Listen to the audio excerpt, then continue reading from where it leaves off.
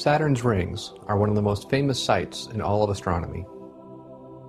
The rings look solid, but they're not. They're actually made up of millions of particles, all orbiting Saturn together. The particles are mostly ice and dirt. Some are as small as grains of dust, others are large boulders. The rings are also razor thin compared to Saturn's bulk. This series of pictures was taken as the Cassini spacecraft moved from below the rings to above them. You can see how thin the rings are. When you compare their width to their thickness, it's about the same as a sheet of paper that's as wide as the city of San Francisco. Oh, and that little guy you saw shooting across the top was one of Saturn's moons. We'll talk about a couple of those in just a few minutes. Saturn's rings are mysterious. They're more than just belts of particles orbiting the planet. For example, there are spokes in them, as you see here.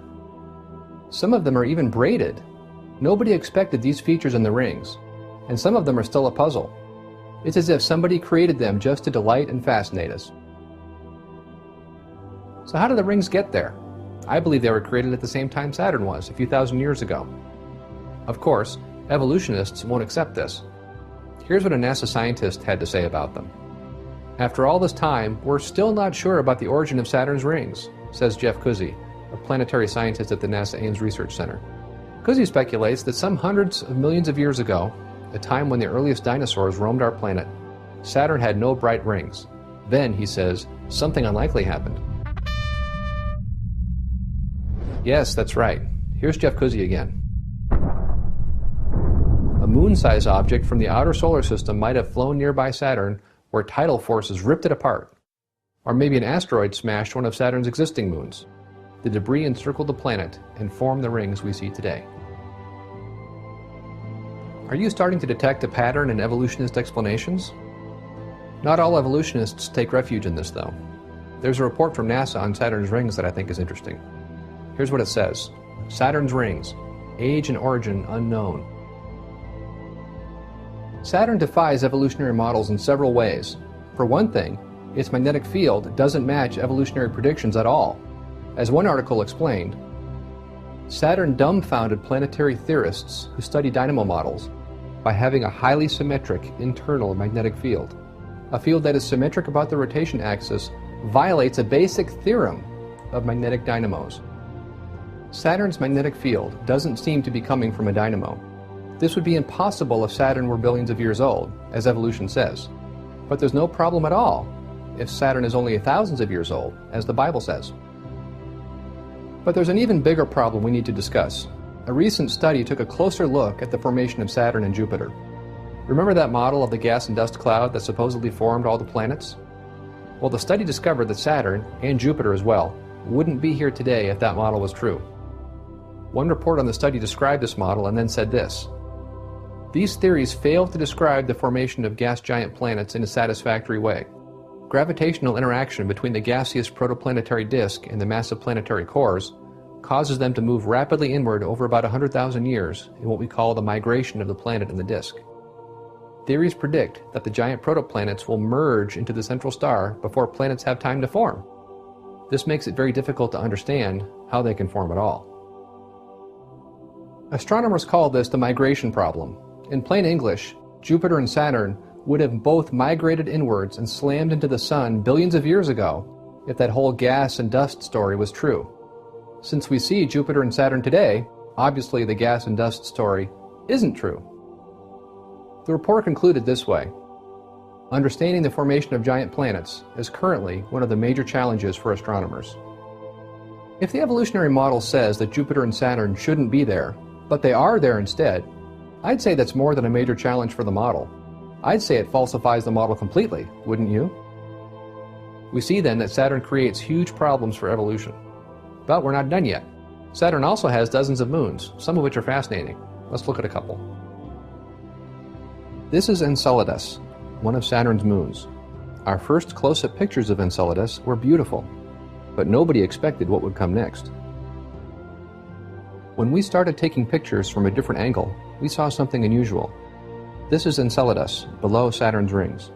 Do you see the faint smudge below the moon? A closer look reveals that Enceladus has a fountain coming out of its south pole. When the pictures were colorized to bring out invisible details, we saw that this wasn't just a little spray, it's a huge geyser. Evolutionists were, and still are, stunned by this. Evolutionary models can't explain it. The problem is that Enceladus is supposed to be billions of years old. It's supposed to have cooled off from its formation eons ago. It's not supposed to have the energy to do any of this.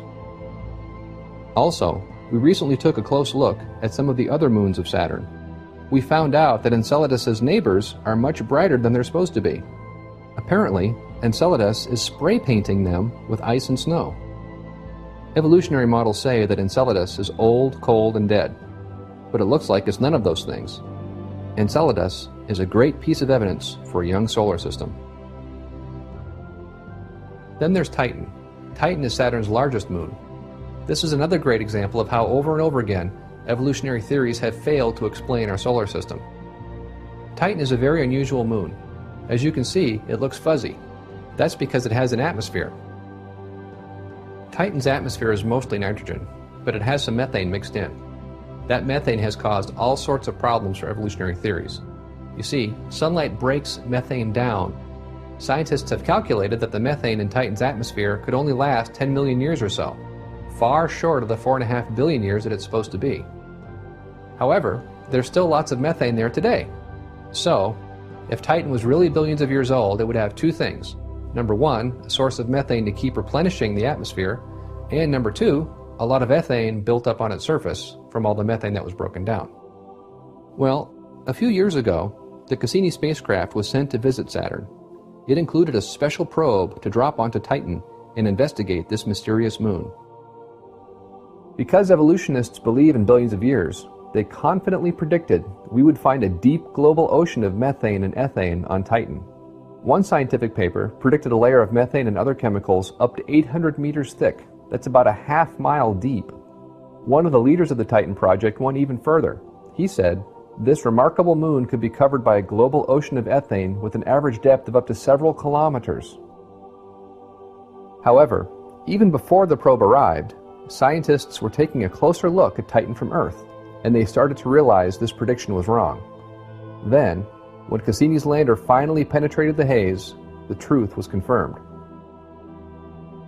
Despite the evolutionists' expectations, there is no global ocean of methane and ethane on Titan.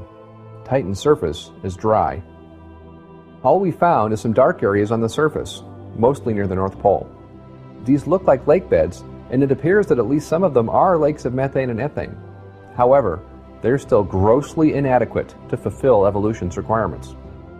As one recent study commented, even if the dark spots were all lakes of methane, the methane on Titan's surface would only be about 1/10 the amount in the atmosphere. This small amount would only last 10 million years at most, not 4,500 million years. And there's another problem too. Since Titan's surface is solid, according to evolution it should have thousands of craters if it was really billions of years old. Remember how I explained about the crater counting idea? As of the time I'm making this video, the crater counters have thoroughly gone over about 10% of Titan's surface. They haven't found thousands of craters. So far they've found 4.